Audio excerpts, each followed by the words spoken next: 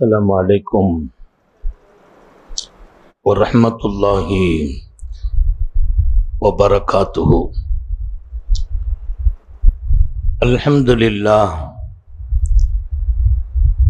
نحمده ونستعينه ونستغفره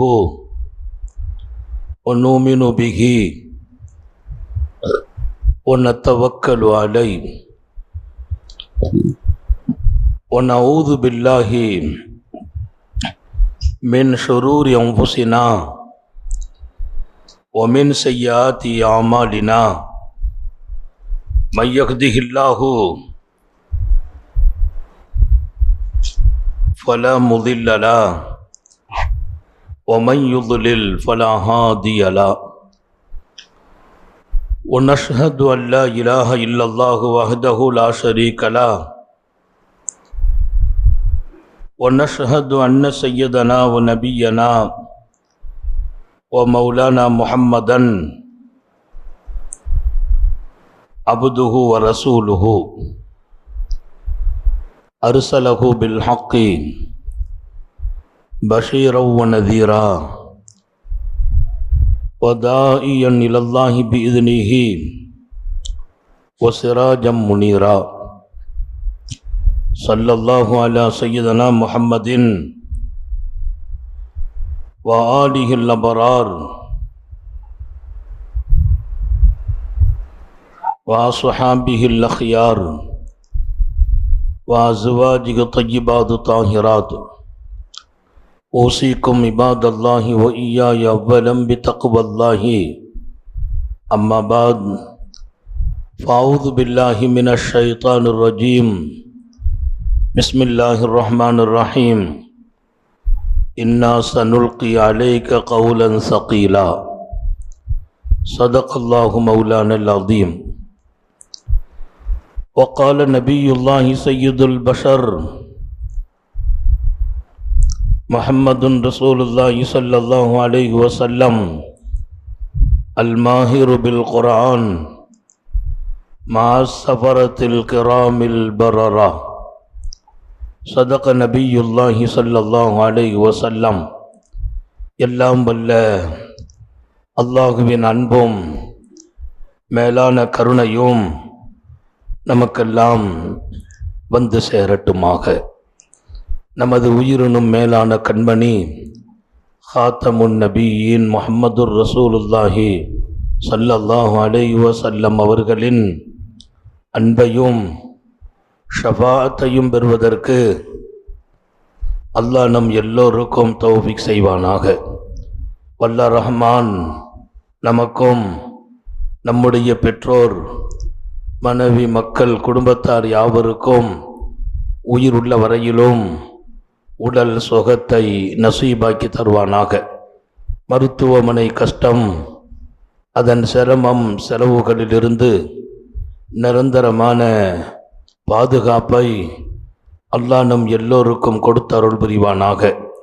வானம் பூமியினுடைய ஆபத்துகளை விட்டும் முசீபத்துகளை விட்டும் கெட்ட முடிவுகளை விட்டும் நம்மையும் நம் குடும்பத்தையும் பாதுகாத்து அருள் புரிவானாக. அவனுடைய படைப்புகளின் தீங்குகள் அனைத்திலிருந்தும் நம்மையும் நம் சமூகத்தையும் காத்தருள் புரிவானாக.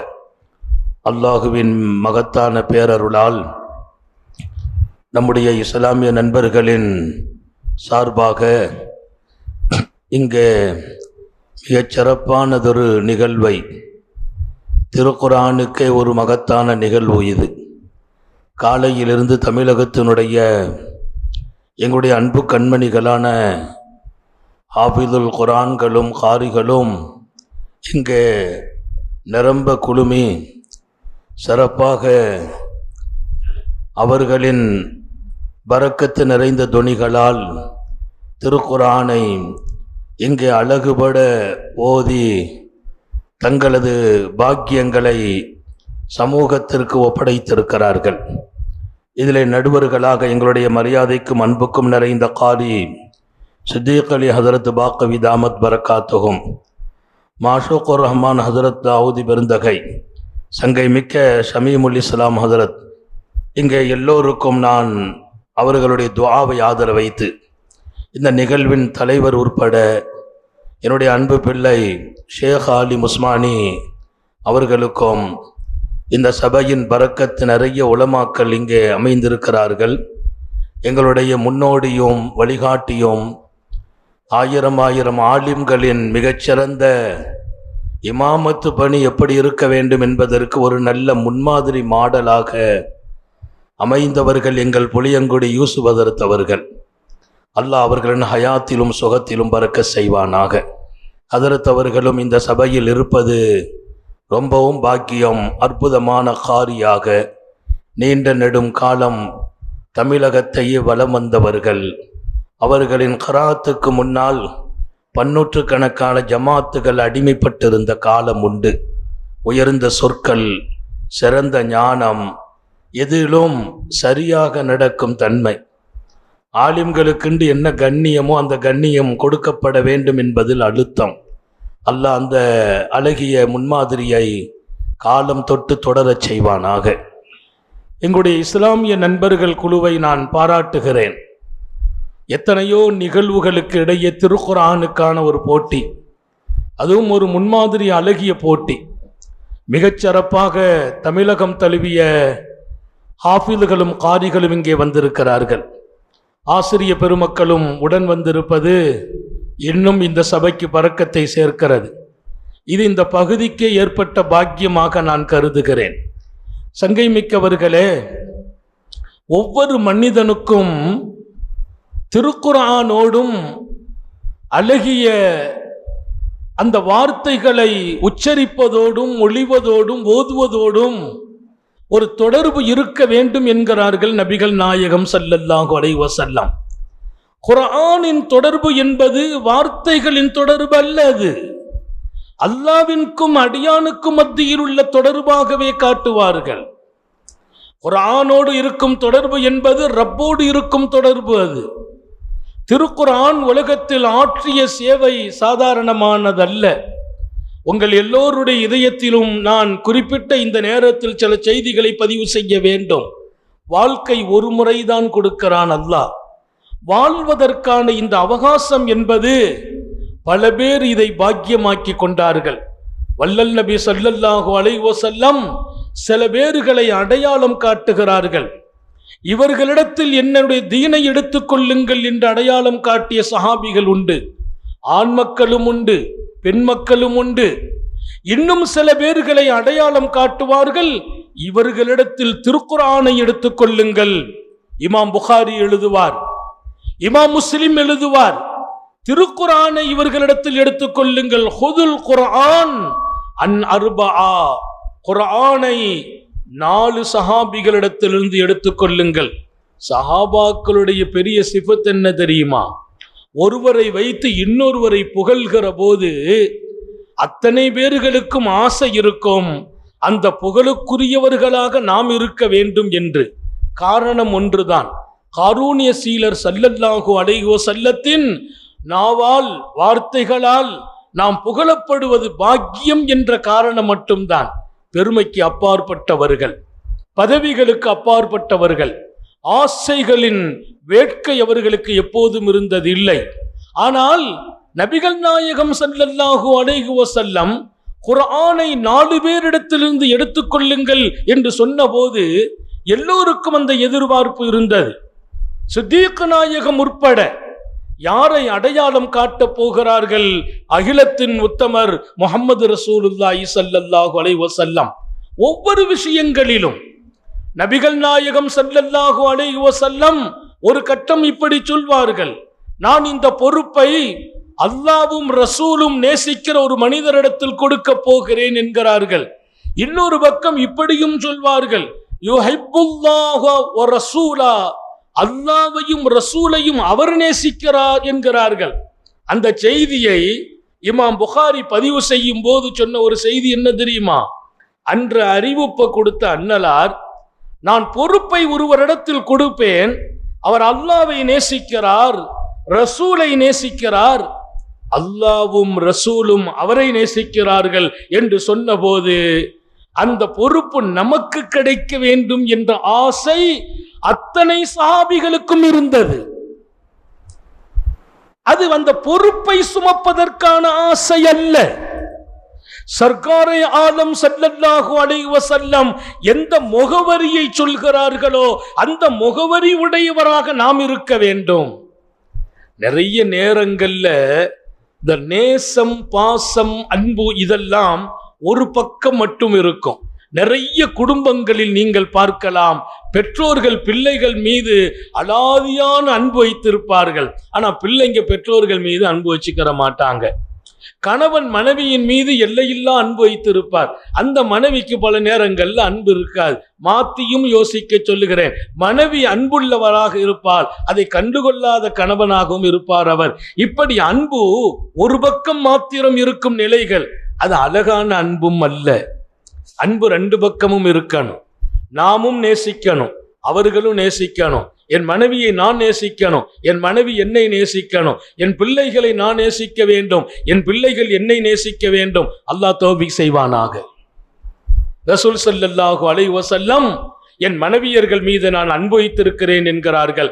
அந்த மனைவியர்கள் அன்னலாரோடு எங்களுக்கு சொல்ல முடியாத நேசம் உண்டு என்பார்கள். அதுதான் நிஜம். இங்கே ஹாத்தமுன் நபியின் யுஹிப்புல்லாஹு வ ரசூலுஹு வ யுஹிப்புல்லாஹ வ ரசூலா. அவர் அல்லாஹ்வை நேசிக்கிறார், ரசூலை நேசிக்கிறார், அல்லாஹ்வும் ரசூலும் அவரை நேசிக்கிறார்கள். அந்த முகவரிதான் எல்லாருக்கும் ஆசை வந்துச்சு, அந்த பொறுப்பு நமக்கு கிடைக்கணும். பெருமானார் ஸல்லல்லாஹு அலைஹி வஸல்லம் ஒரு ஆசையை தூண்டி எதிர்பார்ப்பை கூட்டி விட்டுற பழக்கம் இருக்குது. அது மாலை நேரம் அந்த மஜ்லிஸ் நடக்குது. திடீர்னு அறிவிப்பு செய்கிறாங்க, யார் என்பதை நாளை காலை தீர்மானிக்கப்படும்.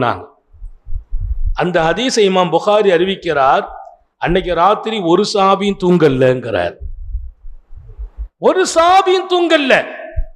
ஐயுஹும் யுஅதா, எல்லோருக்கும் என்ன கனவு, யாருக்கு அது கொடுக்கப்படும்? அவரவர்கள் தங்கள் வாழ்க்கையை நோக்கி கொஞ்சம் பின்னோக்கி நடை போடுகிறார்கள். எனக்கு என்ன இல்லை, நான் அல்லாஹ்வை நேசிக்கிறேனா? என் வாழ்க்கையை எல்லா இடத்திலும் கொண்டு நிறுத்துகிறார்கள். நான் ரப்பை நேசிக்கும் இடத்தில் வாழ்ந்திருக்கிறேனா? கரெக்ட், வாழ்ந்திருக்கிறேன். அல்லாஹ் என்னை நேசிக்கும் மனிதனாக இருக்கிறேனா என்று எல்லாரும் அவர்கள் தங்கள் வாழ்க்கையை கொஞ்சம் கடந்த காலத்தை நோக்கி பயணமாகி எல்லாத்தையுமே டிக் பண்ணிட்டே வர்றாங்களாம் சஹாபாக்கள். இமாம் புகாரி எழுதுவார், அவர்கள் இரவு தூங்கவில்லை. ஒவ்வொருவர்களும் கற்பனை ஓட்டத்தில் யாருக்கு கொடுக்கப்படும், அதற்கு நான் தகுதியா என்று யோசித்தார்கள். அது ஒரு முக்கியமான செய்தி. அதை தாண்டி ஒரு செய்தி, காலையில வரும்போது எல்லாரும் வந்தாங்க. எப்படி வந்தாங்க?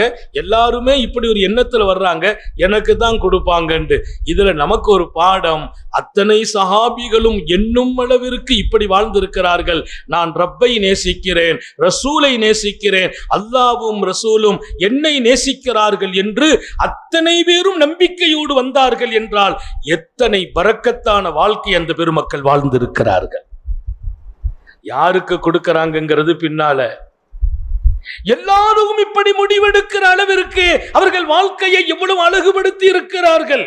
நான் ரப்பின் நேசத்திற்கு தகுதியானவன் என்று தங்களை தீர்மானிக்கும் இடத்தில் ஒவ்வொரு சஹாபிகளும் தங்களை அடையாளப்படுத்தி கொண்டார்கள் என்றார் இமாம் புகாரி. அல்லாமா ஐனியும் விளக்க உரையில் எழுதுவார், எல்லா சஹாபிகளும் அந்த வார்த்தைக்கு தகுதியானவர்களாகவே வாழ்ந்தார்கள். இன்னொரு விஷயம் தெரியுமா? யாருக்கு கொடுக்கப்பட்டு விட்டதோ அதற்கு பின்னால் அதை ஏற்றுக்கொள்ளும் மனமும் வைத்திருந்தார்கள். பொறாமை வரவில்லை சஹாபிகளின் வாழ்க்கையிலே. நான் தகுதி என்று வருகிறார்கள், அது வேறு ஒருவருக்கு தரப்படுகிற போது அல்லாஹ்வும் ரசூலும் எடுக்கும் முடிவு அழகானது என்று ஏற்றுக்கொள்வார்கள். மாத்திரமல்ல, அவர் மீது பொறாமை வருவதில்லை. நம்ம தகுதின்னு நினைச்சு நம்ம வருவோம். இன்னொருவர் தேர்ந்தெடுக்கப்பட்டால் மனசுல ஒரு சின்ன சலனம் ஏற்படும் இல்லையா? அந்த சலனம் உடையவர்கள் அல்ல சஹாபிகள். சர்க்காரை ஆலம் அது யாரென்று மறுநாள் தீர்ப்பு வழங்கின விஷயம் என்ன தெரியுமா? ரொம்ப ஆச்சரியம். வரலாறு எல்லாம் நீண்டது. நான் சொல்றது அந்த நுணுக்கத்தை பாருங்க. காலையில வந்த உடனே பெருமானார் சஹாபாக்களை ஒரு பார்வை பார்க்கிறாங்க. அப்படி பார்த்தபோது பக்கத்திலே இருக்கிறார் உமர் இப்னுல் கத்தாப், உஸ்மான் இப்னு அஃபான், சித்திகுல் அக்பர், நேருக்கு நேராக அப்துர் ரஹ்மான் இப்னு அவுஃப், இப்படி எல்லா சஹாபிகளும். பெருமானார் அப்படி ஒரு பார்வை பார்த்துட்டு இந்த பக்கம் பார்க்கறாங்க, இந்த பக்கம் பார்க்கறாங்க. அவங்க நினைக்கிறாங்க நம்ம தான் பக்கத்துல இருக்கிறோமே, கையில கொடுத்துட வேண்டியதானே, அங்க இங்கேயும் பார்க்கிறார்களே எதற்கு என்று எல்லாரும் என்ன தோணும் அளவிற்கு பெருமானார் கேட்டார்கள், ஐனா அலி இப்னு அபி தாலிப், எங்கே அலி அவர்களை என்று. ஆச்சரியமும் ரொம்ப ரொம்ப யோசிக்க வேண்டிய விஷயம் என்று சொல்வார் இமாம் ஐனி. அன்றைய தினம் மாத்திரம் அல்ல, நேற்று இது அறிவிக்கப்பட்ட தினத்திலும் இமாம் அலி இல்லை. ராத்திரி கற்பனையில் இருந்தார்களே சஹாபிகள், ஒலம் எனாமு லைலா, இரவு தூங்காமல் இருந்தார்களே, அந்த கூட்டத்திலும் அலி இல்லை. அல்லாஹ் ஒருவரை தேர்ந்தெடுக்கிறான் என்றால் அவர் சபைக்கெல்லாம் வர வேண்டியதில்லை. பொறுப்புகளும் இன்னொரு பக்கம் நமக்கு வரவேண்டிய அல்லாஹ்வின் பேர் அருளும் கிடைக்க இருக்குமையானால் அது கதவை தட்டியும் அல்லாஹ் கொடுத்து விடுவான். வாய்ப்புக்கள் உன்னை தேடி வரும் என்பார்கள், தேடி வரும்போது பயன்படுத்துங்கள் என்கிறார்கள். அதை நீ தவற விட்டு விட்டால் நீ தேடி அலைய வேண்டியது வரும், நீ தேடி அலையும் போது அது கிடைக்காது. அல்லாஹ் நம்ம எல்லாருக்கும் அடைய செய்வானாக. இரவெல்லாம் தூக்கத்தை விட்டு விட்டு நான் தகுதி என்று யோசிக்கிறார்களே, யோசிக்கும் இடத்தில் சையதுனா அலி இல்லை. நேற்றைய இந்த அறிவிப்பை பெருமானார் ஸல்லல்லாஹு அலைஹி வஸல்லம் செய்யும் போதும் சையதுனா அலி இல்லை, இப்போதும் அலி அவர்கள் சபையில் இல்லை. ஐனா அலி இப்னு அபி தாலிப், எங்கே அலி என்று கேட்கிறார்கள். பெருமானார் அவர்களுக்கு ஒரு உணவு கொண்டு கொடுக்கப்படுது. அது என்ன உணவுனா, அவங்க விரும்பி சாப்பிடுகிற உயர்தரமான ஒரு பறவையின் இறைச்சி. அந்த இறைச்சி துன்யாவுல உள்ள இறைச்சி மாதிரி இல்ல. அந்த பறவையின் இறைச்சி ரொம்ப உயர்தரமாக அது அல்லாஹ்வின் பேரருளால் வழங்கப்படுது. அதை பார்த்துட்டு நபி அவங்க ரொம்ப பிரமிச்சு போயிட்டாங்க.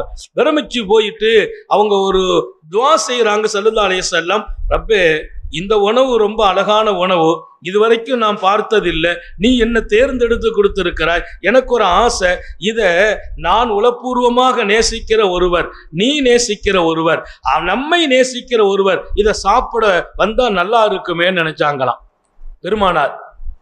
இந்த உணவு ரொம்ப பாக்கியம், நான் நேசிக்கும் ஒருவர், நீ நேசிக்கும் ஒருவர், அவர் நம்மை நேசிப்பார், அவர் இதை சாப்பிட்டா நல்லா இருக்குமே நினைக்கிறாங்க.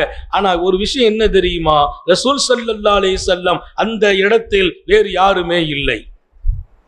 அவங்க குடும்பம் இல்லை, மனைவிகள் இல்லை, வேறு சஹாபிகளும் கூட இல்லை. அல்லாஹ் அவர்களுக்கு கொடுக்கிற அந்த வாய்ப்பு அது.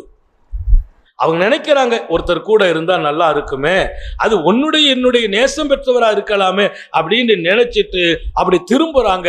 பக்கத்திலே ஒரு சஹாபி நிற்கிறார். அண்ணலார் சிரிச்சிட்டாங்க. ரசூலுல்லாஹ், என் பெருமான் சிரித்தார்கள். எத்தனை இடத்தில் சிரித்தார்கள், பல் தெரிய சிரித்த இடம் எத்தனை. புன்னகை என்பது பூமா நபியின் மொத்த வாழ்க்கையும். எப்பவுமே சிரிச்ச முகத்தை காணாக்கிடக்கூடாது. அல்லாஹ் எல்லாருக்கும் தௌஃபீக் செய்வானா. குறிப்பா ஆலிம்களும் ஹாஃபில்களும் அதற்கு வாரிசுகளா இருக்கணும். நம்ம 1000 பேர் நம்மை சந்திப்பாங்க, 1000 பேர் தங்கள் பிரச்சனையை சொல்வாங்க. அவர்களை நாம் சந்திக்கும் முகம் சிரித்த முகமாக இருக்க வேண்டும். சுண்டிய முகமும் கடுகடுப்பான முகமும் அது அல்லாஹ்வையும் ரசூலையும் திருப்திப்படுத்தும் முகம் அல்ல, அல்லாஹ்வும் ரசூலும் திருப்திப்படும் முகமும் அல்ல. அதை நீங்க உங்க பிள்ளைங்களுக்கு பழக்கணும்.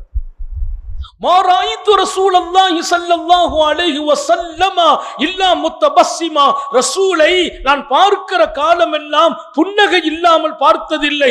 ஜரீர் பின் அப்துல்லாஹில் பஜ்லி சொல்வார், ஜரீர் பின் அப்துல்லாஹில் பஜ்லி சொல்வார், அன்னலாரை நான் பார்க்கிற போதெல்லாம் ஒரு மனிதருக்கு கவலை இருக்காதா, துயர்கள் இல்லையா, துன்பங்கள் இல்லையா, சோதனைகள் இல்லையா, எல்லாம் இருந்தது. ஆனால் மக்களை சந்திக்கிற போது சிரித்த முகம் எம் பெருமான் காணாக்கியதில்லை. அல்லாஹ் நமக்கும் அந்த நசீபில் பங்களிப்பானாக. ஆமீன் சொல்லுங்க. ஹாபிஸ்கள் நிறைய இருக்கிறாங்க, குர்ஆன் உடையவர்கள் வாழ்கிறோம். அது கிடைச்சிச்சுன்னா நம்ம ரொம்ப பாக்கியமாயிடுவோம். நிறைய பேர் சில நேரங்கள்ல நம்மை கோபப்படுத்தி பார்க்க நினைப்பாங்க. அப்பவும் கூட நம்ம புன்னகையை வெளிப்படுத்திட்டோம்னு சொன்னா அவங்க தோத்து போயிடுறாங்க, நம்ம ஜெயிக்கிறோம். ஜெயிக்கிறதுக்கு பெரிய களமாட வேண்டியதில்லை, அழகிய சிரிப்பிலும் நாம் ஜெயித்து விடுகிறோம். அல்லாஹ் எல்லாருக்கும் தௌஃபீக் செய்வானாக. சர்க்காரை ஆலம் ஸல்லல்லாஹு அலைஹி வஸல்லம் சிரிக்கிறாங்க. நிற்கிறார் அந்த உணவை சாப்பிட தகுதியானவர். அவங்க கேட்டாங்களாம், அல்ஹக்கல்லாஹு சின்னக், சாபாக்களுடைய அழகிய நட, அல்லாஹ் தங்களை எப்போதும் சிரிக்க வைப்பானாக. தங்கள் பல்லுக்கு சிரிப்பு அழகா இருக்குது. அத சாபி சொல்லுகிறாங்க, அல்ஹக்கல்லாஹு சின்னக் பிமல்லாஹிக்கத்தை யா ரசூலல்லாஹ், அல்லாஹ் தங்களை சிரிக்க வைக்கட்டும், இப்ப ஏன் சிரிக்கிறீங்கன்னு கேட்டாங்க. அவங்க இப்ப ஏன் சிரிக்கிறீங்கன்னு கேட்கிற கேள்வி முக்கியம் இல்லை, அதுக்கு முன்னால் ஒரு துஆ. தாஹா ரசூலுல்லாஹி ஸல்லல்லாஹு அலைஹி வஸல்லம் அவர்களுக்கு அல்லாஹ் தங்கள் பல்லை எப்போது சிரிக்க வைக்கட்டும். அவர் சொன்னாங்க ஸல்லல்லாஹு அலைஹி வஸல்லம், ஒண்ணும் இல்லப்பா, அந்த இறைச்சி ரொம்ப உயர்வானது, ரொம்ப பிரியமா இருக்குது, எனக்கு நான் சாப்பிட நினைச்சேன், அல்லாஹ்வுக்கு ரசூலுக்கும் பிரியமான ஒரு ஆள் வந்தா நல்லா இருக்கும் மனசுல நினைச்சேன், அல்லாஹ் உங்களை கொண்டு விட்டுட்டான். அவங்க உடனே அல்ஹம்துலில்லாஹ்னு சொல்றாங்க. அங்கே நின்றவர் யார்? சய்யிதுனா அலி ரலியல்லாஹு அன்ஹு. பல இடங்களில் முகவரிப்படுத்துகிறார்கள் அலியின் கர்ரமல்லாஹுவை. எனவேதான் அலி அவர்களை குறை சொன்னவர்கள் அவர்கள் அல்லாஹ்வின் வருத்தத்துக்கு உரியவர்கள் என்று நமது கொள்கையாளர்கள் செய்தி எழுதுவார்கள். அலி ரலியல்லாஹு அன்ஹு குறை சொல்றது அல்லாஹ்வுடைய வருத்தத்தை கொடுத்து விடும், ரசூலின் வருத்தத்தை கொடுத்து விடும்.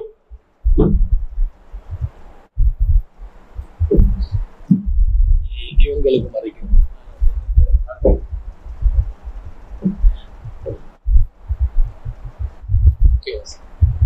ஐன அலி இப்னு அபி தாலிப் என்று கேட்டார்கள் என்று இமாம் புகாரி எழுதுவார். அவங்க கையில தான் பொறுப்பு ஒப்படைக்கப்பட்டது. நான் சொன்ன செய்தி உங்கள் ஆளும் இதயத்தில் இருக்கட்டும். பொறுப்புகளை நபி பெருமானார் கொடுக்க வர்ற போது அவர்களுக்கு இந்த அடையாளங்களை சொல்லி கொடுக்கிறார்கள். அந்த அடையாளங்கள் தான் சஹாபிகள் அந்த பொறுப்பை ஏற்க வேண்டும் என்ற எண்ணங்களை கொடுக்கிறது. பொறுப்பின் மீது ஆசைகள் இல்லை, பதவிகள் மீது ஆசைகள் இல்லை என்பதை அழுத்தமாக புரிந்து கொள்ள வேண்டும். ஹுதுல் குர்ஆன் குர்ஆனை ஒஃபி ரிவாயத்தின் மின் அர்பஆ, 4 பேர்ட்ட இருந்து எடுத்துக்கங்கன்னாங்க ஸல்லல்லாஹு அலைஹி வஸல்லம். எல்லா சஹாபாக்களுக்கும் ஆசை இருந்துச்சு. ஏன்னா குர்ஆனை எடுத்து கியாமத் வரைக்கும் மக்கள் வாழ்க்கையில கொண்டு போகிறதுக்கு நம்ம கிராத்து தான் முன்மாதிரி கிராத்துன்னு பெருமானார் சொல்ல போகிறார்கள் என்றால் அந்த பேரு நமக்கு கிடைக்கணுமே நினைச்சாங்க. பெருமானார் ஸல்லல்லாஹு அலைஹி வஸல்லம் மின் இப்னு மஸ்ஊத் நாங்க முதல்ல 1வது அப்துல்லா இப்னு மஸ்ஊத் என்றார்கள். அப்துல்லா இப்னு மஸ்ஊத் என்கிறார்கள். அப்துல்லா இப்னு மஸ்ஊத் இடத்தில் நீங்கள் கிராத்தை எடுத்துக் கொள்ளுங்கள். ஒரு செய்தி நான் படித்தேன். தாவூத் அலைஹிஸ்ஸலாத்தினுடைய அந்த நீங்காரம், அவர்களின் அற்புதமான குரல், அவர்கள் ஓத துவக்கினால் வானில் பறக்கும் பறவைகளும் நின்று கேட்கும். ஜபூரை தாவூத் அலைஹிஸ்ஸலாம் உச்சரித்தால் வானில் போகும் பறவையும் நின்று கேட்கும். இங்கே என் உம்மத்தில் அப்துல்லா இப்னு மஸ்ஊத் ரலியல்லாஹு அன்ஹு கிராத்தை ஆரம்பித்தால் பறவைகளும் நின்று கேட்கும். ஹாஃபிதுகளுக்கு சொல்கிறேன், காரிகளுக்கு சொல்கிறேன், நம்முடைய குராத் என்பது இங்கே சில பேர்கள் கேட்டு முடித்திருக்கிறார்கள் என்று மாத்திரம் நினைத்து விடாதீர்கள். இங்கே லட்சோப மலக்குகள் கூடியிருந்து கேட்டு இருக்கிறார்கள். ஹஃபத்துல் மலாயிகா, எங்கே திருக்குர்ஆன் உட்கார்ந்து ஓதப்படுமோ அங்கே மலக்குகள் சூழ்வார்கள். என் அன்பு மௌலவி ஷேக் ஆலிம் இங்கே சொன்னார், ஒரு ஹிஃபுது மதரசாவும் இதன் துவக்கமாக இருக்க வேண்டும் என்றார். அவருடைய கனவு என்ன தெரியுமா? இந்த ஊரின் பாதுகாப்பு, மலக்குகள் வர வேண்டும், பாதுகாப்பாளர்களாக வர வேண்டும்.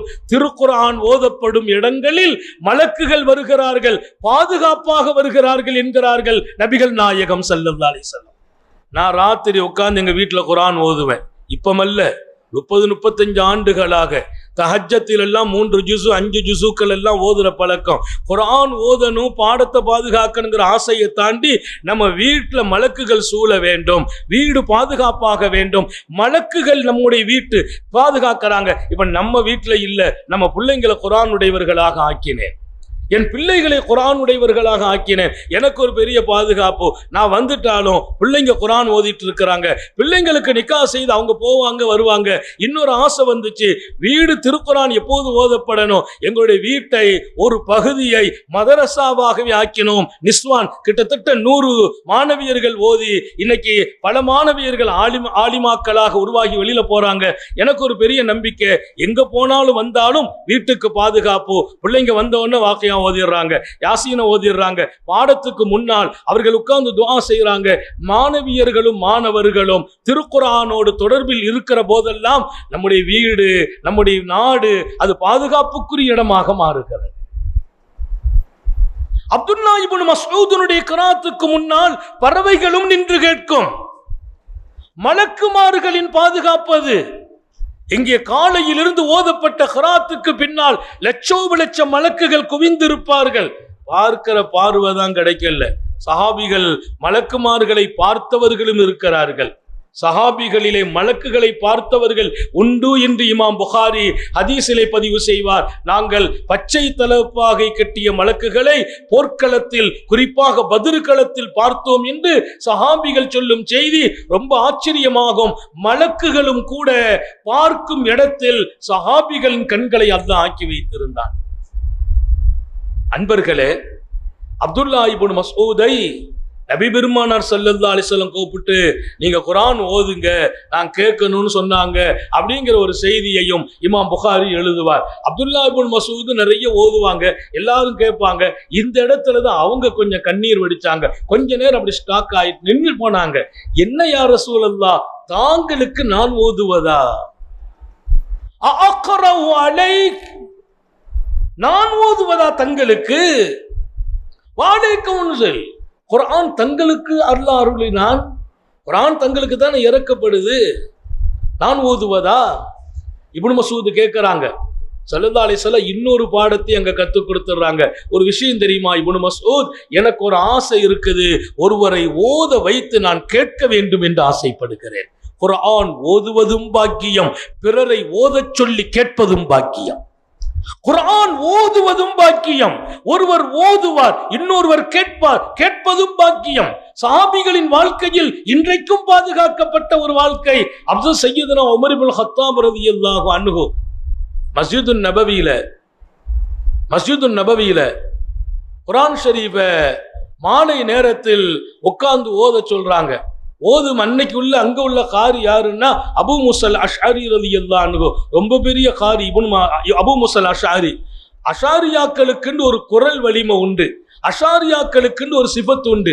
என்ன சிபத்துன்னா பெருமானார் சொல்லுவாங்க, அஷாரியாக்கள் மதீனா வாசி அல்ல, யமன் வாசிகள்.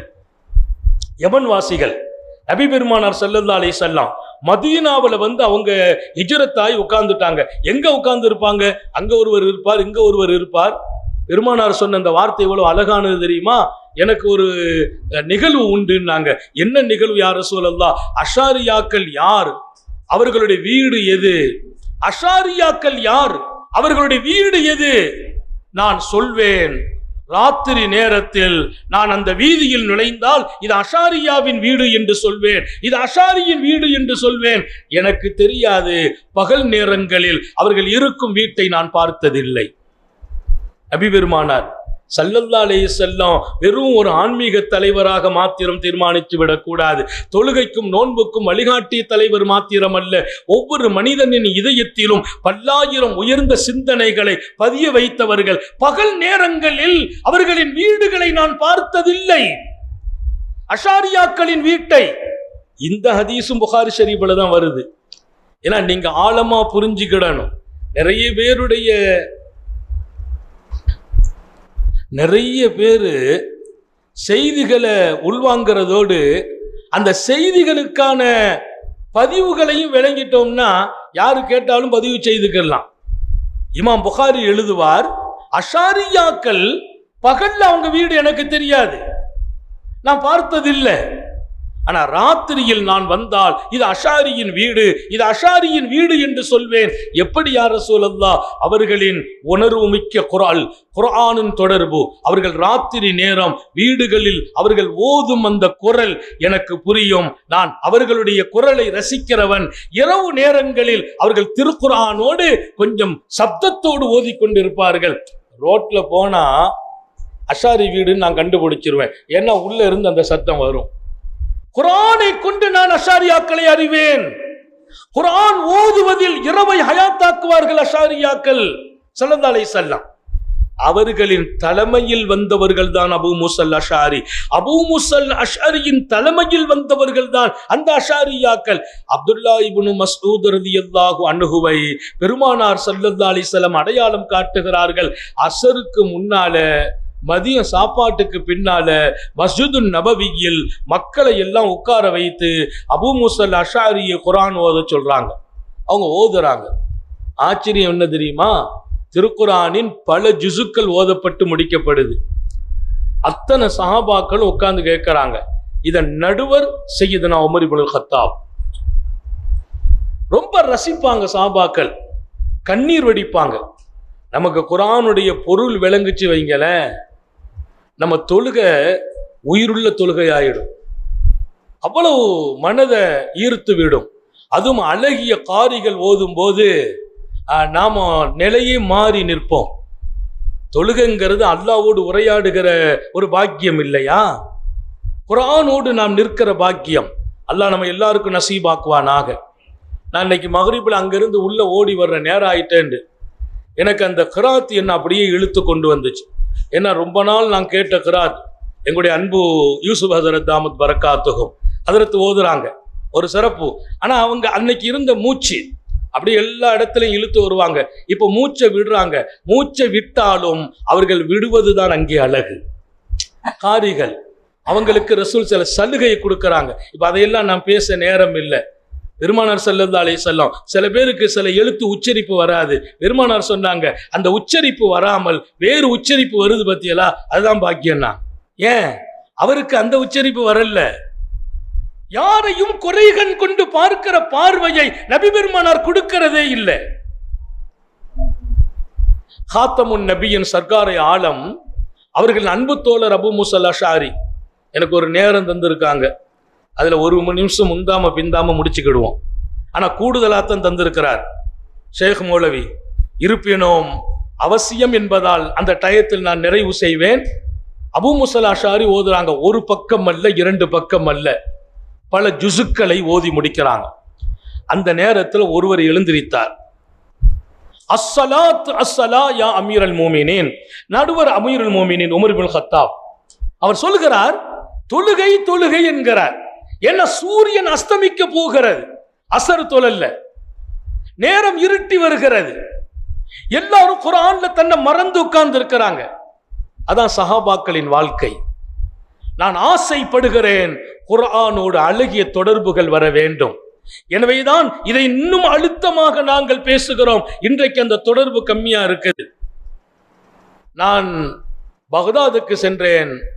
ஹதரத் முஹய்யத்தீன் அப்துல் காதிர் ஜீலானி ரலியல்லாஹு அன்ஹு அவர்களின் ஜியாரத்துக்கு போன போது அந்த மஸ்ஜிதில் ஜும்மா தொழுகைக்காக போறோம். காலையில ஒரு 9 மணிக்கெல்லாம் நாங்க ஜியாரத்துக்கு போயிட்டு ஒரு 2 ரக்காத்து நான் லுஹா தொழுதுட்டு போவோமேன்னு போனா 9 மணிக்கு பள்ளி ஃபுல்லா இருக்குது. நான் கேட்டேன், இது என்ன கூட்டம்னு கேட்டேன். அவங்க சொன்னாங்க, மக்கள் ஜும்மாவுக்கு இங்க 8 மணிக்கெல்லாம் வந்துருவாங்க, அங்க பேச முடியல, வெளியில இருந்து உள்ள போனால் அங்கே ஒரு காரி ஓதுகிறார், அவ்வளவு பேர் உட்கார்ந்து கேட்டுக்கிட்டு இருக்காங்க. நாங்க ஒரு வழி இல்லை, அப்படியே உட்கார்ந்துட்டோம். நாங்க ஜியாரத்துக்காக தயாரா தான் வந்தோம், அப்படியே உட்கார்ந்தோம். 1.5 மணி நேரம் அவர் ஓதுனார். அப்புறம் 10:30க்கு இன்னொரு காரி மாறுகிறார், அவர் ஓதுகிறார். நாம ஜும்மா வரைக்கும் குர்ஆனை கேட்டுக்கொண்டே இருக்கிறாங்க மக்கள். இடையில எங்கி யாரும் ஒதுவு செய்யவே போகல. எனக்கு ஒரு உண்மை புரிஞ்சிச்சு, இவங்க ஒதுவுடனேயே உட்கார்ந்து குர்ஆனை ஓதுறாங்க மாத்திரமல்ல, ஒதுவுடனேயே குர்ஆனை கேட்கிறாங்க. அந்த ஒதுவுடனேயே ஜும்மா நடந்துச்சு. காலையிலே 9 மணி நான் உள்ள போற போது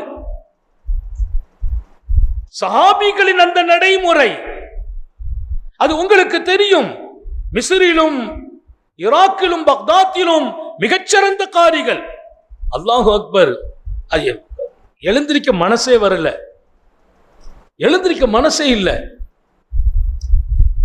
ஒருவர் ஓதுகிறார், ஓதுனா கேட்கறது மட்டும் இல்லை, அல்லாஹு அக்பர்னு ஒரு சத்தம். அந்த அந்த அந்த அவருடைய அந்த துணி அந்த இடத்துல எங்க நீட்டணும், எங்க ஏத்தணும், எங்க இறக்கணும், அப்படி ஒரு ஏத்தி இறக்கும் போது அவர் மூச்சை கட்டி ஓதுற போது இங்கிருந்து கொடுக்கிற அந்த உற்சாகம் என்பது ரொம்ப ரொம்ப என்னையும் மிகைக்க வைத்தது, ரொம்ப பிரமிக்க வைத்தது. இன்றைக்கு நான் சொல்வேன், இப்படி ஒரு கிராத்தை உமர் இப்னுல் கத்தாப் மஸ்ஜித் நபவியில நடத்துறாங்க. அவர் இடையில எழுந்திருச்சு தொழுக தொழுகன்னு சத்தம் போட்டார். அது வரைக்கும் யாருக்குமே தெரியல சூரிய மறைய போகுது. நேரம் நெருங்கி போச்சு. உமர் ரலியல்லாஹு அன்ஹு இஷ்குல சொன்ன வார்த்தை என்ன தெரியுமா? அவலஸ்னா ஃபீ ஸலாத். ரொம்ப ஆச்சரியமான வார்த்தை. அவலஸ்னா ஃபீ ஸலாத். என்னப்பா தொழுக? இப்ப தொழுகையில தானே நம்ம இருக்கிறோம், இல்லையான்னு கேட்டாங்க. அவலஸ்னா ஃபீ ஸலாத், நம்ம தொழுகையில இல்லையா? குர்ஆனோடு இருக்கிறோம், முனாஜாத்து ரப்பு, ரப்போடு உரையாடுவது தொழுகை, ரப்போடு உரையாடுவது குர்ஆன் என்றார்கள். குர்ஆன் அல்லாஹ்வோடு நாம் பேசுறது, தொழுகை அல்லாஹ்வோடு நான் நிக்கிறது. முனாஜாத் அவங்க சொல்றாங்க, அவலஸ்னா ஃபீ ஸலா, நம்ம இப்ப தொழுகையில இல்லையான்னு கேட்டாங்க. அவர் அமைதியா உட்கார்ந்துட்டார். ஒரு 10 நிமிஷம் அதுக்கு பின்னால குர்ஆன் ஓதப்பட்ட பின்னால் எழுந்திருச்சு ஜமாத்தை ஆரம்பிக்கிறார்கள். ஒருவர் எழுந்திருச்சு வெளியில போகல, அத்தனை பேரும் தக்பீர் கட்டுறாங்க. அங்கேயும் ஒரு பாடம், ஒதுவுடன் காரி மாத்திரம் அல்ல, கேட்டவர்களும் இருந்தார்கள். அல்லாஹ் நம்ம எல்லாருக்கும் ஒதுவை பாதுகாக்க தௌபீக் செய்வானாக. ஒது இல்லாம நம்ம முடிஞ்ச வரைக்கும் நம்மளை பாதுகாத்துக்கிறணும். அதுவும் குறிப்பா ஹாஃபிதுகள், காரிகள், குறிப்பா சின்ன வயசு உள்ளவங்க தக்க வச்சுக்கங்க. ஏன்னா ஒதுவோடு இருக்கிறதுல பல பரக்கத்து இருக்குது. குறிப்பான பரக்கத்து என்னன்னா, அல்லாஹ்வுடைய பாதுகாப்பு கிடைக்கும், நம்ம கேட்கிற துவாவுக்கு கபூலியத்து இருக்கும், நம்மை சந்திக்கிறவங்களுக்கு நம்ம பேர்ல நேசம் ஏற்படும், எதிரிகளுக்கும் நம்ம பேர்ல இருக்கிற விரோதம் நீங்கும்னு எழுதுறாங்க. ஒதுவோட நம்ம தீயவர்களை சந்திச்சா கூட நம்ம முகத்துல அவருக்கு நல்ல பார்வை ஏற்படுமா. ஒதுவோடு வாழ்வதற்கு கடைசி பரக்கத் அவருடைய ரூஹு ஈமானோடு பிரியும். சில விஷயங்களை முன்மாதிரிக்காக சொல்றது. கிட்டத்தட்ட 35 ஆண்டுகள் என் வாழ்க்கையில ஒது இல்லாத நாளே கிடையாது.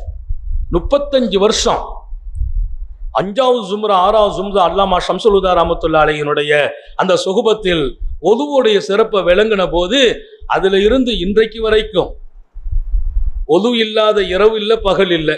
தூங்கிட்டா ஒது முறியும், அவ்வளவுதான். அப்போ எழுந்திருச்சா ஒதுவு செய்துக்கிறது, யூரின் போனா ஒதுவு செய்கிறது, நீண்ட பயணம், பாத்ரூம் போகணுமா, ஒதுவு செய்ய தண்ணி இருந்தா மட்டும்தான் போறது. அல்லாஹ் அப்படி பாதுகாத்தான். தேவையில்லாம எந்த ஒரு ஒதுவை முறிக்கிற காரியமோ உடல்ல ஏற்படாமலேயே அல்லாஹ் பாதுகாத்தான். ஒரு விஷயம்தான், நீ ஒரு ஜான் வந்தா நான் ஒரு முழம் வர்றேங்கிறான், அவ்வளவுதான். நீ ஒரு ஜான் வா, ஒரு முறை நான் வர்றேன், நீ கொஞ்சம் அப்படி வா, நான் உன்னை அதில் பாதுகாத்துறேன், அப்பப்போ எனக்கு உதவு முறிகிற சிபத்து அதெல்லாம் இல்லாம ஆக்கிடுவேங்கிறான் அல்லாஹ். நீ வா. ரப்பை நோக்கி நீங்கள் வருவதுதான் குர்ஆன், குர்ஆனின் வாழ்க்கை. இது கனமானதுங்கிறான் அல்லாஹ். இன்னா சனுல்கி அலைக கௌலன் ஸகீலா, கனமான வார்த்தையை தங்களுடைய இதயத்தில் நாம் இறக்கிறோம் என்கிறான் அல்லாஹ். அது கனம்ங்கிறது வேற பொருள் மட்டும் இல்ல, உண்மையிலேயே கனம். ஸைத் இப்னு சாபித் சொல்றாங்க, ஸல்லல்லாஹு அலைஹி வஸல்லம் என் மடியில தலை வச்சிருந்தாங்க ரசூல் ஸல்லல்லாஹு அலைஹி வஸல்லம். அதே ஹதீஸை இன்னொரு பக்கம் ஆயிஷா என் மடியில ரசூல் தலை வச்சிருந்தாங்க, திடீரென்று என்னுடைய தொடை பூமி உள்ளே போகிவிடுமோ என்கிற அளவிற்கு அழுத்தம் தந்தது. நான் புரிந்து கொண்டேன், அன்னலாருக்கு வஹி இறங்குகிறது. வஹி இறங்குனா வேர்த்து விடும் என்கிறார் இமாம் புகாரி. அந்த வேர்வை முத்துக்கள் போல் இருக்கும் என்கிறார் இமாம் புகாரி ரஹ்மத்துல்லாஹி அலைஹி. வஹி இறங்கும் போது கணம் ரசூலுடைய உடல், அவங்க உடலை ஆயிஷாவின் மடியில் வைத்த போது ஆயிஷாவின் மடி கனமாக, ஆயிஷா பூமிக்குள்ளே என் கால் போய்விடுமோ என்று பயந்தேன். இன்னா சனுல்கி அலைக கௌலன் ஸகீலா, அந்த வார்த்தையை அல்லாஹ் ரொம்ப இலகுவாக சுமக்கும் நசீபை ஹாஃபிதுகளுக்கு கொடுத்திருக்கிறான். அல்லாஹ் ஹாஃபிதுகளை பாதுகாப்பானாக. குர்ஆனை மறந்து விடாம பாதுகாக்கணும், ஓதிக்கிட்டே இருக்கணும். திருக்குர்ஆனை மனனம் செய்தது பெரிய விஷயம் அல்ல, அந்த மனனம் மௌத்து வரைக்கும் மறக்க கூடாது. ஏன்னா மறக்கிறவங்க ஒரு பெரிய குற்றவாளி என்று ஷரியத்து சொல்லுகிறார். குர்ஆனை மறந்தவங்க குற்றவாளி என்று ஷரியத்து சொல்லுகிறது. சில பேர் குர்ஆனுடைய வசனத்துக்கு இப்படியும் பதில் சொல்றாங்க, யௌம அவர்களை அல்லாஹ் மறுமையில குருடர்களாக எழுப்புவான். லிம ஹஷர்தனி ஆமா வகது குந்து பசீரா, நான் பார்வை உள்ளவனாக இருந்தேனே ரப்பே, என்னை ஏன் குருடனா எழுப்பினேன்னு கேட்பாங்களாம். அல்லாஹ் குர்ஆன்ல பதில் சொல்றான். சொல்லு.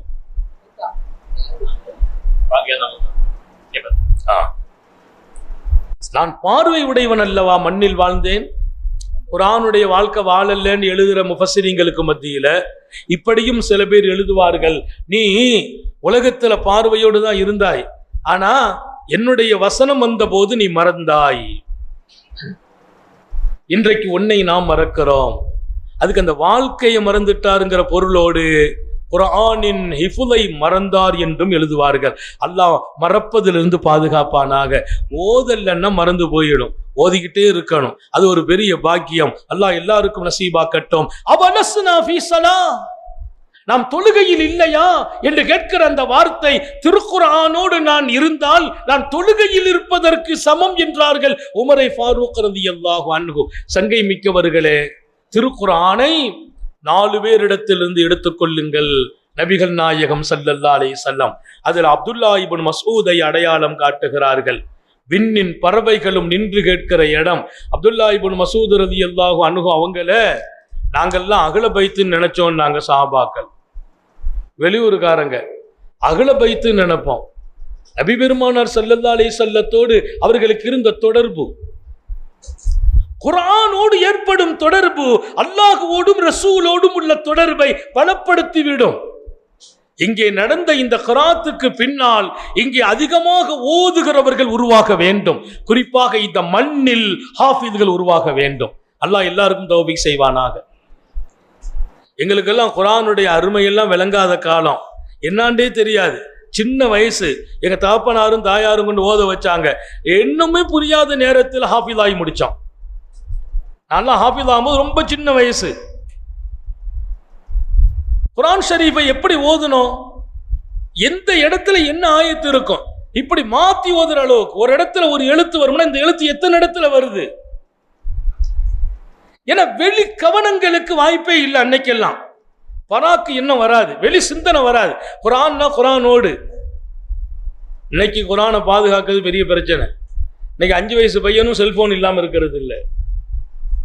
மக்தபு பையங்க செல்போனோடு இருக்கிறான். 1000 வெளி சிந்தனைகள், உணர்வுகள் கெட்டுப்போன காலம், ஆசைகள் நிறைந்த காலம். கொஞ்சம் வருத்தத்தோடு சொல்வேன், காம சிந்தனைகள் மிகைத்து போயிருக்கிறது இளைஞர்களின் வாழ்க்கையில். இத்தனையையும் தாண்டி நான் குர்ஆனை இதயத்தில் சுமக்க வேண்டும். சர்க்காரை ஆலம் ஸல்லல்லாஹு அலைஹி வஸல்லம் அதன் அருளை சொன்ன செய்தி ரொம்ப அழகான செய்தி. அல்லாமா தபரானி ஒரு ஹதீஸை பதிவு செய்வார்கள். உலகத்தில் எல்லாரும் சொர்க்கத்தை ஆசைப்படுவாங்க. சொர்க்கம் சில பேரை ஆசைப்படுதுன்னாங்க ஸல்லல்லாஹு அலைஹி வஸல்லம். சொர்க்கத்தை நான் ஆசைப்படுகிறேன். எங்கள் தாய்மார்களுக்கும் சொல்கிறேன், நீங்களும் ஹாஃபிஸாக வேண்டும், குர்ஆன் மனனமாக வேண்டும். இப்ப ஒன்னும் வயசு போகல. எனக்கு தெரிந்து திருமணமாகி குழந்தைகள் பெற்ற பின்னால் ஹாஃபிஸான பெண்கள் எங்கள் ஊரிலும் இருக்கிறார்கள், எங்கள் பக்கத்து ஊர்களில் இருக்கிறார்கள். அது ரொம்ப விசேஷமானது. திருக்குர்ஆன் பெண்களுக்கு மனனமாகுவது பெரிய பாக்கியம். ஸல்லல்லாஹு அலைஹி வஸல்லத்துடைய காலத்தில் குர்ஆன் அருளப்பட்ட போது அருளப்பட்ட அத்தனை வசனம் எத்தனை இறங்குமோ அத்தனையும் பாதுகாத்த பெண்மணி 2 பெண்மணிகள் இருக்கிறார்கள். 2மே ரசூலுடைய குடும்பம். அன்னை ஹப்ஸா ரலியல்லாஹு அன்ஹா, அன்னை ஆயிஷா ரலியல்லாஹு அன்ஹா ஹாஃபிஸத்துல் குர்ஆன், குர்ஆனை மனனம் செய்த பெண்மணிகள் என்று வரலாறு அடையாளம் காட்டும். அன்னலாரின் அன்பு மனைவியான ஹப்ஸாவும் அன்பு மனைவியான ஆயிஷாவும் இறங்க இறங்க மனப்பாடம். மக்களை ஹாஃபிஸாக்குங்கள் என்று சொன்ன அன்னலார் தன் வீட்டுக்குள் அந்த அறப்பணிகளை தொடர்ந்து இருக்கிறார்கள். சொர்க்கம் சில பேர் ஆசைப்படும் நாங்க ஸல்லல்லாஹு அலைஹி வஸல்லம். அந்த கூட்டத்தில் அல்லாஹ் நம்ம எல்லாரையும் ஆக்கி வைப்பானாக. இன்னல் ஜன்னத தஷ்தாகு இலா ஸலாஸா, 3 பேரை சொர்க்கம் ஆசைப்படும்.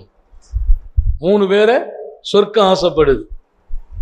சகோதரிகளும் கவனிக்கணும், அந்த 3 பேர்லையும் நம்ம இருக்கணும். இல்ல அதுல ஒரு ஆளாச்சும் ஆகணும்.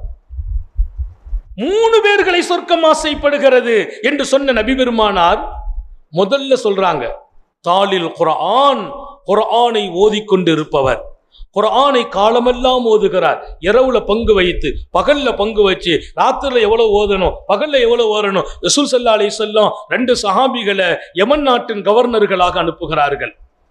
யமன் தேசத்தின் கவர்னர்களாக 2 பேரை, ஒருவர் அபூ முஸல் அஷ்அரி, இன்னொருவர் முஆத் இப்னு ஜபல். யமன்ல 2 மாநிலம், யமன்ல 2 மாநிலம். ஒரு மாநிலத்தின் கவர்னராக அபூ மூசாவையும் இன்னொரு மாநிலத்தின் கவர்னர் முஆத் இப்னு ஜபல்.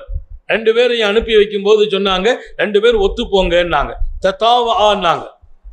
2 பேருக்கும் சொன்ன நிறைய செய்தி.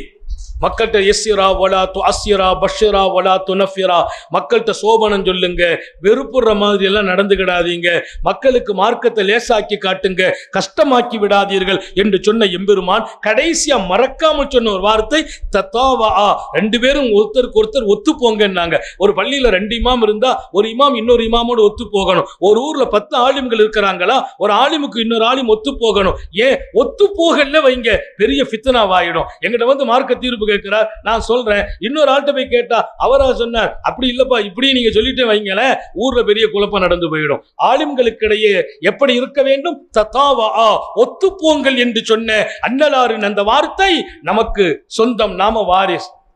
நிறைய பள்ளியில மோதினாருக்கும் பேசிமாமுக்குமே ஒத்து போறது இல்லை, பெரிய விவகாரமாட்டே இருந்துகிட்டு இருக்கும். கடைசி வரைக்கும் விவகாரம் தேவையே இல்லை. அவரவர்கள் ஒருவர் மற்றவரோடு ஒத்து போவதால் அதுல பெரிய பரக்கத்து இருக்குது. அல்லாஹ் தௌஃபீக் செய்வானாக. துணை இமாமுக்கும் தலைமை இமாமுக்கும் ஒத்து போறது இல்லை. நான் வருத்தப்படுறதுக்காக சொல்லல, நம்முடைய நிலைகளை மாற்றிக்கொள்ள வேண்டும். எங்க பள்ளிவாசல்ல 5 துணை இமாம் இருக்காங்க. நான் இமாமத் செய்யற பள்ளியில எல்லா துணை இமாம்களுக்கும் எப்படின்னா, நான் இருக்கிற போது நான் தொலை வைக்கிறது, நான் சுபு தொலை வைப்பேன், லுஹரு அசரு மகரிபு.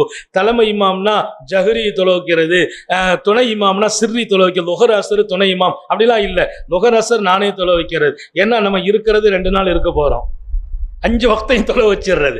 நம்ம என்னைக்கு இல்லையோ அன்னைக்கு துணை இமாம். இன்னொரு விஷயம் என்ன தெரியுமா, நான் இருக்கும்போது திடீர்னு துணை இமாம தொலை வைக்க அனுப்புறது. அனுப்பி நான் சொல்ல நீங்க ஓதுங்க, நான் கேட்கணும் ஆசையார், அவர் நல்ல என்னை விட ஹாரியா இருப்பார், அவரை நிப்பாட்டி பார்க்கிறது. இப்படி நமக்குள்ளே இருக்கிற அந்த இணக்கம் தான் இன்றைக்கு கிட்டத்தட்ட 35 ஆண்டுகள் அந்த பள்ளியின் இமாமாக.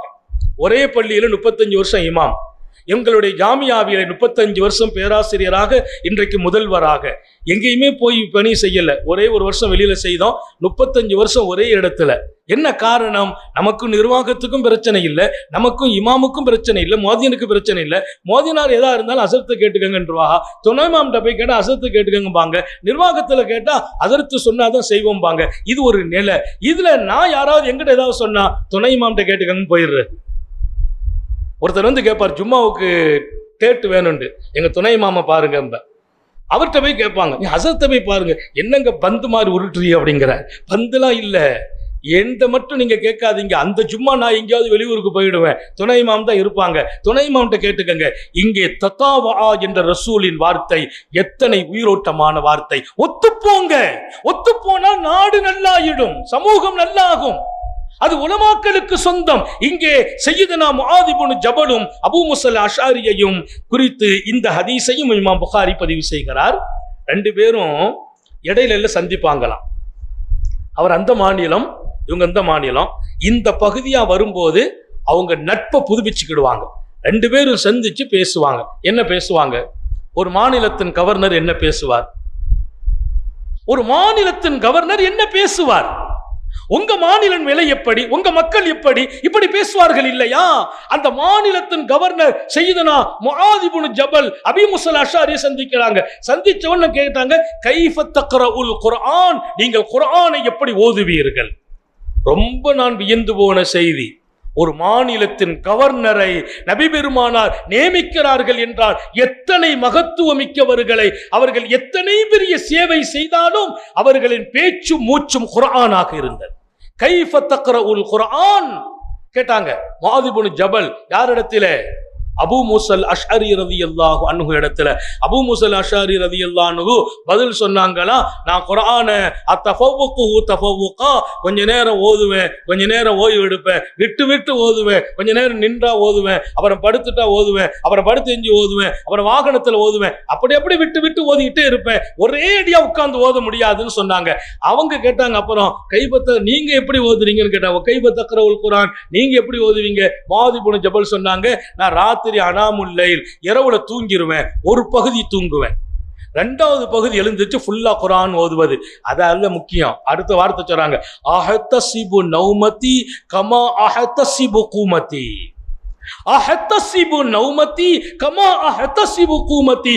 நான் நின்று குர்ஆன் ஓதுவதை எத்தனை பாக்கியமாக என் ரப்பின் பேரருளாக உயர்ந்த நற்கூலி கிடைக்கும் செயலாக நினைக்கிறேனோ, அதேபோல் நான் தூங்குவதையும் என் ரப்பின் பாக்கியமாக பேரருளாக நிறைவான கூலி தரும் பாக்கியத்தின் இடமாக கருதுகிறேன். என் தூக்கமும் நன்மை தரும், என் ஓதுதலும் நன்மை தரும். என்னான்னு கேட்கிறாங்க. ஹதீஸின் விளக்க வரையில் நான் 5 மணி நேரத்தில் 2.5 மணி நேரம் தூங்குவேன் என்றால் தூங்கும் போது நியத்து வைப்பேன், நான் பலமாக நின்று ஓதுவதற்கு இந்த தூக்கம் என்று. அப்போது நான் நின்று தொழுவதற்கும் ஓதுவதற்கும் தான் இந்த ஓய்வுக்கும் கூலி எழுதப்படுகிறது. அஹ்தஸிபு நௌமதி கமா அஹ்தஸிபு கூமதி.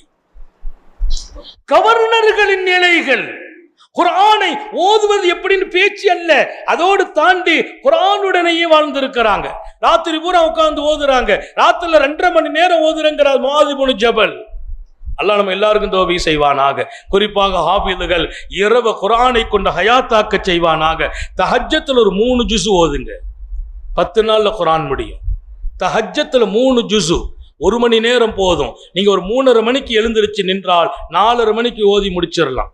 குர்ஆன்ல 2 சூரா, ஒரு 2 ஒவ்வொரு 4 8 ரக்காத் சொல்லணும். 2 ரக்காத்துக்கு ஒரு ஜுஸு அல்லது அரை ஜுஸு கணக்கெடுங்க.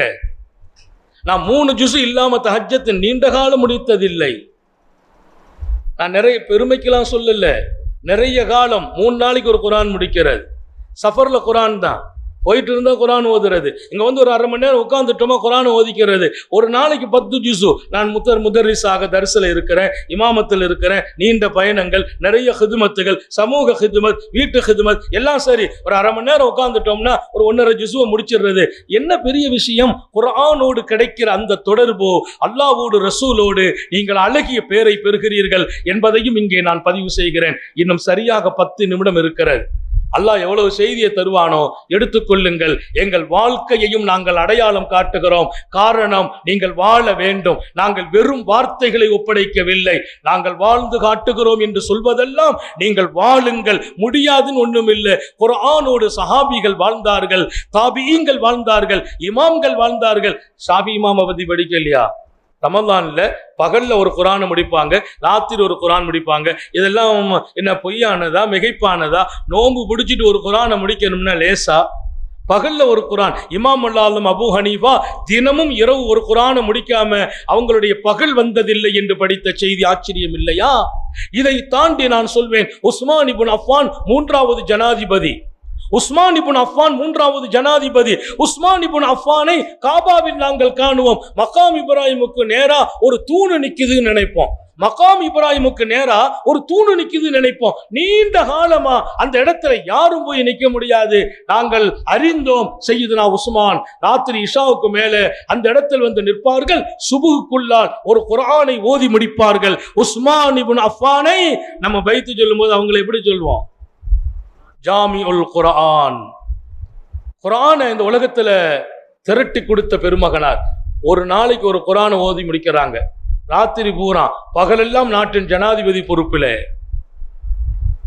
குர்ஆன் ஒரு அழகிய வாழ்க்கை. நான் 3 பேர்களை சொர்க்கம் தேடுகிறது, ஆசைப்படுது நாங்க ஸல்லல்லாஹு அலைஹி வஸல்லம். அதில் ஒன்று தாலில் குர்ஆன், குர்ஆன் ஓதுறவங்க. அதனால நாம எல்லாரும் ஓதுறவங்களா ஆகணும். பெரிய மனிதர்களுக்கும் சொல்றேன், தாய்மார்களுக்கு சொல்றேன், நீங்க ஓதுங்க, உங்க பிள்ளைங்க ஓதுவாங்க. உங்க வீடு குர்ஆன் ஓதாம இருக்கக்கூடாது. ஒவ்வொருவர்களும் குர்ஆன் ஓதாமல் நம்முடைய ஒரு நாள் பகலும் இரவும் வரக்கூடாது. அல்லாஹ் தௌபீக் செய்வானாக. ஒரு பெரிய போட்டியை நடத்திட்டோம், இதுல இருந்து நமக்கு ஒரு அசராத் ஏற்படணும். நம்ம லைஃபை மாற்றக்கூடியதாக நாம் ஆக்கி கொள்ள வேண்டும். ஏதோ வந்தாங்க பேசுனாங்க இல்ல, இதுக்கு பின்னால இங்கே ஓதுகிறவர்கள் அதிகமாக வேண்டும். நான் ஓதுவதால் சொர்க்கம் என்னை தேடும் இடத்திற்கு போகிறேன். 3 பேரு, 3ஐயும் சொல்ல நேரம் இல்லை, இன்னும் ஒரு 5 நிமிஷம் தான் இருக்குது. அதனால குர்ஆன் ஓதுபவர்களை சொர்க்கம் தேடுகிறார். அந்த இடத்துல நாம் இருக்க செய்வானாக ரப்புல் ஆலமீன். சஹாபிகள் அதன் உடையவர்களாக இருக்கிறாங்க. 4 பேரிடத்தில் குர்ஆனை எடுத்துக்கொள்ளுங்கள். ஹுதுல் குர்ஆன மின் அர்பா. அப்துல்லாஹ் இப்னு மஸ்ஊத். 2வது ஸல்லல்லாஹு அலைஹி வஸல்லம் முஆத் பின் ஜபல்ங்கறாங்க.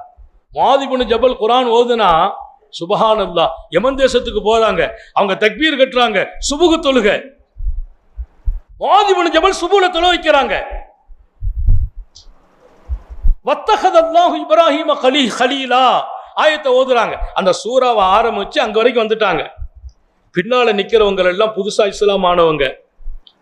அந்த குர்ஆனை அவங்க எடுத்த விதம், உணர்ந்த விஷயம், அதுல பின்னால நின்னவர் சத்தமா சொன்னாராம், கர்ரத்து ஐனு உம்மி இப்ராஹிம், இப்ராஹிம் அலைஹிஸ்ஸலாத்தினுடைய உம்மாவுடைய கண் குளிர்ச்சி பெறட்டுமாக.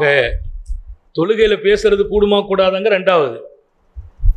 அவங்க புது முஸ்லிம்கள், நேத்து தான் இஸ்லாத்துக்கு வந்திருக்கிறாங்க, இமாமாக நிக்கிறாங்க மாதி இப்னு ஜபல்.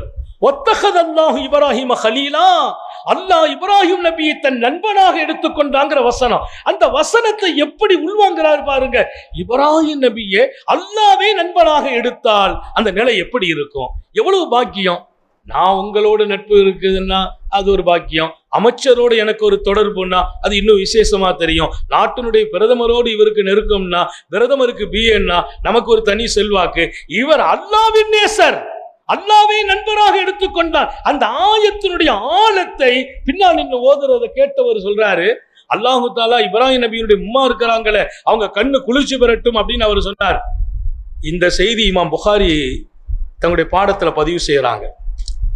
மாதி இப்னு ஜபலினுடைய கிராத்துக்கு இருந்த ஆளுமை, நேற்று வந்தவர் கேட்டாலும் அதன் உள்பொருளை விளங்கும் அளவிற்கு அது மகத்தான வலிமையை கொடுத்தது என்று ஸல்லல்லாஹு அலைஹி வஸல்லம் சொல்றாங்க. இன்னும் ரெண்டு பேரையும் சொல்லி நான் முடிக்கணும்.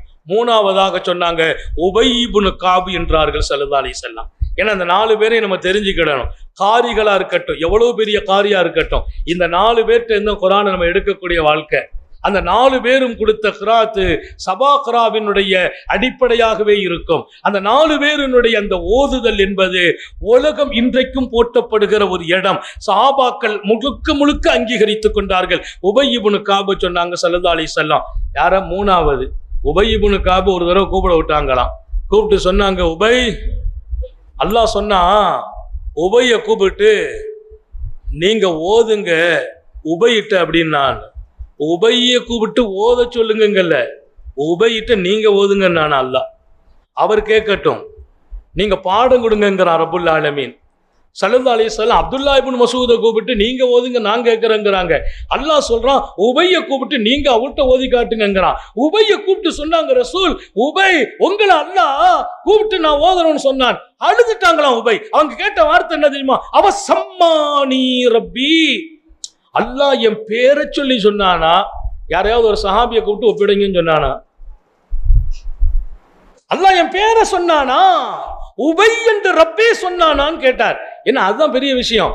ரசூல் சொன்னாங்க சம்மாக்க ரப்பி, உன் பேரை சொன்னான் அல்லாஹ், உபைய கூப்பிடுங்கள் என்றான் அல்லாஹ். அழுதுட்டாங்க, தாடி நனைஞ்சு போச்சு.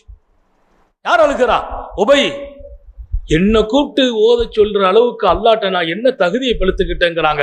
அவங்க பெரிய காரி. உலகத்திலேயே முதல் காரி யாரு தெரியுமா? முஹம்மது ரசூலுல்லாஹ் ஸல்லல்லாஹு அலைஹி வஸல்லம் ஓதுனா அந்த இனிமையில தன்னை இழந்துருவாங்க சஹாபாக்கள். அந்த கிராத்துக்கு முன்னால உலகத்துல எந்த கிராத்து இருக்க முடியாது. பெருமானாரின் இனிய குரலில், அற்புதமான நயத்தில், அந்த ஆழம் விளங்கி ஓதும் தன்மை. சுபுஹ் தொழுகையில ரசூல் ஓதுனா சஹாபாக்கள் கண்ணீர் வடிப்பாங்க, கண்ணீர் வடிப்பாங்க. பல நேரங்கள்ல ரசூல் ஓதுவது 5 ஜுஸு ஓதி இருக்கிறாங்க. தஹஜ்ஜத்துல 5 ஜுஸு.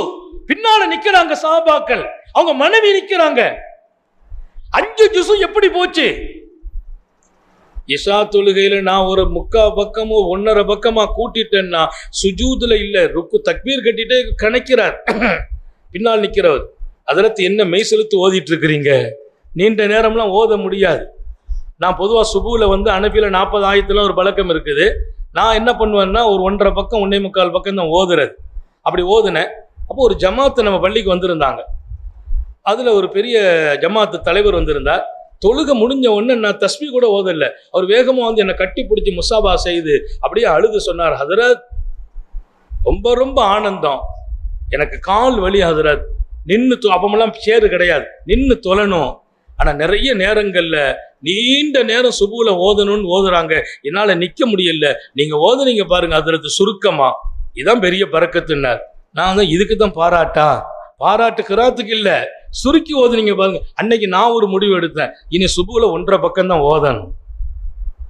பின்னால் நிற்கிறவர்களை அறிந்து ஓதுங்கள். நிறைய பேர் என்கிட்ட கேட்பாங்க, அது ரொம்ப சுருக்கமா தொலை வைக்கிறீங்களே, இப்ப நீ ஆசைப்படுற, ஆனா அங்க 40 பேருக்கு அந்த ஆசை இல்லை, சீக்கிரம் முடிக்கணும்னு நினைக்கிறாங்க. அவங்களை அறிஞ்சு ஓத சொன்னாங்க ஸல்லல்லாஹு அலைஹி வஸல்லம். உங்களில் யார் இமாமத் செய்கிறார்களோ பின்னால் உள்ளவர்களிலே நோயாளிகள் இருக்கிறார்கள், முடியாதவர்கள் இருக்கிறார்கள், பலவீனமானவர்கள் இருக்கிறார்கள். துல்ஹாஜான்னாங்க, பல தேவை உள்ளவங்களும் வந்து நிற்பாங்க. பஜாருக்கு போகணும், கடைக்கு போகணும், அவங்க பள்ளிவாசலுக்கு வந்துட்டாங்கல்ல, நாளைக்கு வர்ற மாதிரி சூழ்நிலையில அவங்களை அனுப்புங்கன்னாங்க ஸல்லல்லாஹு அலைஹி வஸல்லம். நாளைக்கு வந்து உன் பின்னால் அவன் நிக்கிற மாதிரி நிலைமையில அனுப்பு. நீ வாட்டில் ஓதிட்டே இருந்துட்டேன்னா அவன் என்ன ஆகும்? ஒரு செய்தியை சொல்லி நான் முடிச்சுக்கிறேன். ஒருவர் வந்து சொன்னார், முஆத் இப்னு ஜபல் பெரிய காரி தான், அவங்க ஒரு நாள் இஷா தொலை வைக்கிறாங்க, பின்னால போய் ஒருத்தர் நின்றார், நின்று தொழுதாங்க. முஆத் இப்னு ஜபல் சூரத்துல் பக்ரா ஆரம்பிச்சாங்க, ஓதி முடிச்சிருவாருன்னு அவரு குனிஞ்சு பார்த்தா, நிமிந்து பார்த்தா, முஆத் இப்னு ஜபல் சூரா பக்ரா பூரா முடிச்சுட்டாங்க இஷா தொழுகையில. ரெண்டாவது சூரத்து ஆல இம்ரான் ஆரம்பிக்கிறாங்க, ஆல இம்ரான்ல பாதியில முடிச்சிருவான்னு பார்த்து அவர் முடிக்கல, ஓதிட்டு இருக்கிறார். இவரு டக்குன்னு தக்பீர் அவுத்துட்டு ஓடி போயிட்டார். தக்பீர் அவுத்துட்டு ஓடி போயிட்டார். நேர ரசூல்கிட்ட வந்தாங்க, யா ரசூலல்லாஹ், எங்க பகுதிக்கு ஒரு இமாம் அனுப்பிட்டீங்க, அற்புதமான கிராத்து, ஆனா பக்ராவை முடிச்சு ஆல இம்ரான் ஆரம்பிச்சிட்டாரு, இன்னும் நிசாவை முடிப்பார் போல தெரியுது. நான் எவ்வளவு கஷ்டத்தில் இருக்கிறோன்னு அவர்களுக்கு உணரலைன்னாங்க. சங்கடமா இருக்குது, அதனால என்னுடைய நிறைய காரியங்கள் தடைப்பட்டு போச்சுன்னார். உடனே பெருமானார் கூப்பிட விடுறாங்க, யார? முஆத் இப்னு ஜபல. காரி தான் கூப்பிட்டு கேட்டாங்க. அந்த வார்த்தை வரலாற்றின் தங்க எழுத்து. சொன்னார்களாம், அஃபத்தானுன் அந்த யா முஆத், முஆத் நீ குழப்பவாதியா என்று கேட்டார். நீ குழப்பவாதியா முஆத்? பின்னால் நிக்கிறவங்க நிலை அறியாம நீ வாட்ல பக்ரா ஓதுகிறாய், ஆல இம்ரானை ஓதுகிறாய். வேண்டாம். அலம்தர கைஃபபால ஓத முடியாதா? ஒல்லுஹா உல்லைலி ஓத முடியாதா? ஒல்லைலி ஓத முடியாதா? ஒஷம்சு ஓத முடியாதா? போதும், உம்மத்துக்கு பின்னாலே நிற்க வைத்து விட்டு முன்னால் நிற்கிற இமாம்கள் கவனம் எடுங்கள் என்கிறார்கள் ஹாரூன் யஸீல் ஸல்லல்லாஹு அலைஹி வஸல்லம். கைர் அல்ஹம்துலில்லாஹ். 4வது ஸல்லல்லாஹு அலைஹி வஸல்லம் உபய் இப்னு கஅப. 3வது 4வது ஒரு பெரிய பாக்கியம் சையதுனா சாலிம் மௌலா அபி ஹுதைஃபா. அவங்க தான் நம்ம இதயத்தில் இடம் பிடிக்கிறாங்க. ஏன்னா அவர் ஒரு அடிமை, அபூ ஹுதைஃபாவின் அடிமை. பகலெல்லாம் எஜமானுக்கு வேலை, ராத்திரி எஜமான் எப்போ எழுந்திருக்க சொன்னால் எழுந்திருக்கணும்.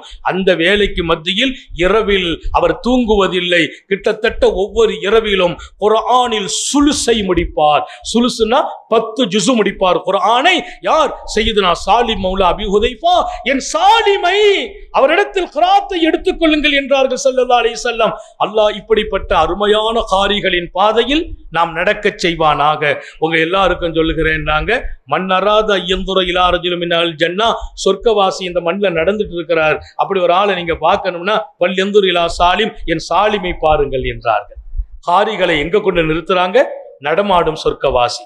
அல்லாஹ் நமக்கு நீண்ட ஆயுளை தருவானாக, நோயில்லா வாழ்வை தருவானாக, குன்றாத சுகத்தை தருவானாக, நிரப்பமான ஈமானை தருவானாக, விடும் மூச்சும் எழும் பேச்சும் அவன் சிந்தனையாக்குவானாக, ஓடும் அவன் இஷ்கும் அன்பும் கலந்து ஓடச் செய்வானாக. நாம் பெற்ற பிள்ளைகளை கண்குளிர்ச்சி ஆக்கி வைப்பானாக. நம்முடைய பிள்ளைகளின் கல்வியில், ஈமானில், அமலில், ரிஸ்கில் அல்லாஹ் பரக்கத் செய்வான். நெடிய நாட்கள் நோய் நொடிகள் இல்லாமல் உடல் ஆரோக்கியத்தோடு மன நிறைவு இன்பத்தோடு அல்லாஹ்வை நின்று வணங்கி வழிபட்டு வாழும் நசீபையும் பாக்கியத்தையும் எல்லாம் அல்ல அல்லாஹ் உங்களுக்கும் எனக்கும், நம்மை ஈன்றெடுத்த தாய் தந்தையர்களுக்கும், நமது மனைவி மக்கள் உற்றார் உறவினர் யாவருக்கும் கொடுத்த அருள் புரிவானாக. இப்படி பரக்கத்தான இந்த மஜ்லிஸை நடத்திய நமது இஸ்லாமிய அருமையான நண்பர்கள், இந்த தலைமை செயலாளர், பொருளாளர், இந்த பொறுப்பாளர்கள் இன்னும் இந்த போன்ற பணிகளை அதிகப்படுத்த தௌஃபீக் செய்வானாக. இருக்கிற எல்லா இளைஞர்களும் குர்ஆன் உடையவர்களாக ஆக்கி வைப்பானாக. இங்கே வந்த ஹாஃபிதுகள், ஆலிம்கள், குறிப்பாக மாணவ கண்மணிகள், இன்னும் இந்த ஊரில் ஒரு ஹிஃபுல் மதரசா துவங்க இருக்கிறது, அது சீக்கிரம் துவங்க செய்வானாக. அதற்கும் நம்முடைய ஒத்துழைப்பை அல்லாஹ் நசீபாக்குவானாக. இதற்கு முயற்சி செய்கிற அத்தனை பேர்களுக்கும் அல்லாஹ் நற்கூலி வழங்குவானாக. நாம் யாவரும் குர்ஆனை விட்டும் தூரமாகாமல் தினம் குர்ஆன் ஓதும் மக்களாக, குறைந்தபட்சம் ஹாஃபிதுகள் டெய்லி ஒரு 3 ஜுஸாவது இன்று முதல் ஓத தௌஃபீக் செய்வானாக. நமது உயிரினும் மேலான கண்மணி காத்தமுன் நபியின் சர்க்காரே ஆலம் சுந்தர நபிகள் ஸல்லல்லாஹு அலைஹி வஸல்லம் அவர்களை கனவிலும் நனவிலும் கண்டுகளிக்கும் பெரும் பாக்கியத்தை அல்லாஹ் நம் எல்லோருக்கும் கொடுத்தருள் புரிவானாக. நல்ல துஆக்களோடு உங்கள் எல்லோருடைய துஆவை ஆதரவைத்து என் வார்த்தைகளை நிறைவுபடுத்துகிறேன். குறிப்பாக உலமாக்கள், ஹாஃபிதுகள், காரிகளின் உயிரோட்டமான துஆவை ஆதரவைத்து என் அன்பு பிள்ளை ஷேக் ஆலிம் உஸ்மானிக்கு இந்த சேவையை தூண்டும் நிலையிலும் ஊக்குவிக்கும் நிலையிலும் அவர் செயல்படுவதில் இன்னும் நிறைய துஆ செய்கிறேன். ஆரோக்கியத்தோடும் ஹயாத்தோடும் அல்லாஹ் செயல்பட வைப்பானாக. அஸ்ஸலாமு அலைக்கும் வரஹ்மத்துல்லாஹி வபரகாத்துஹு.